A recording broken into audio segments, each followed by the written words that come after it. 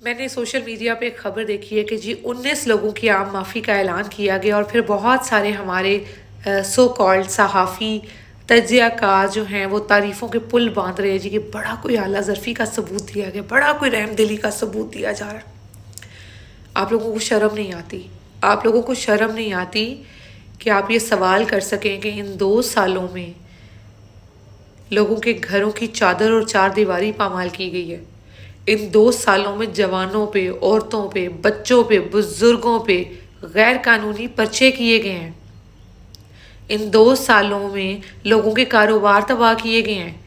इन 2 सालों में लोगों ने जेलें काटी हैं, थाने गए हैं लोग, वो जिनके ख़ानदानों में कभी किसी ने नाम नहीं सुना था इस तरह के किसी वाक़े का, वो जिन लोगों के जिन ख़ानदानों में थाना और जेल एक बुरी चीज़ समझी जाती थी, उन लोगों को आप घसीट कर लेके गए हैं थाने, उन लोगों को आपने घसीट कर डाला है जेलों में, उन लोगों को आपने सड़कों पे घसीटा है।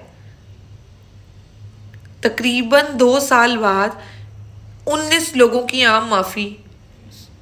जनाबे वाला ये एक मजाक है, ये एक मजाक है। लोग इस पे मजीद इश्तियाल में आएंगे, मजीद बुरे अलकाबात से नवाजा जाएगा।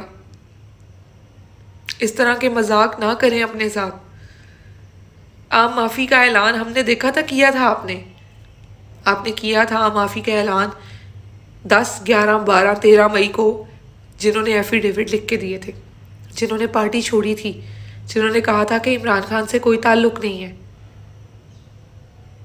और जिन्होंने ये नहीं किया उन्होंने जेलें काटी, उन्होंने थाने देखे।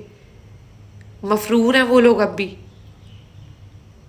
इस तरह के मजाक करके अपने आप को अवाम में मज़ीद पस्ती में ना लेके जाएं, बाइसे शर्मिंदगी ना बने।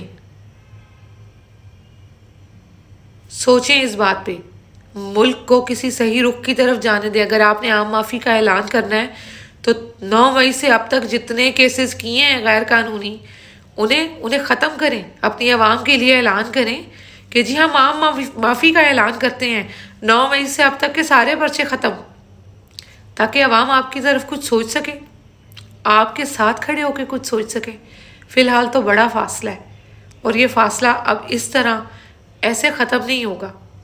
19 लोगों की आम माफ़ी। आज के दिन लोगों की तस्वीर और वीडियोस लग रही हैं जो मिलिट्री कोर्ट से सज़ाएं पाकर अपनी सज़ाएं पूरी करके आज रिहा हुए हैं। इस तरह के मजाक ना करें, ना अपने साथ ना अपनी आवाम के साथ।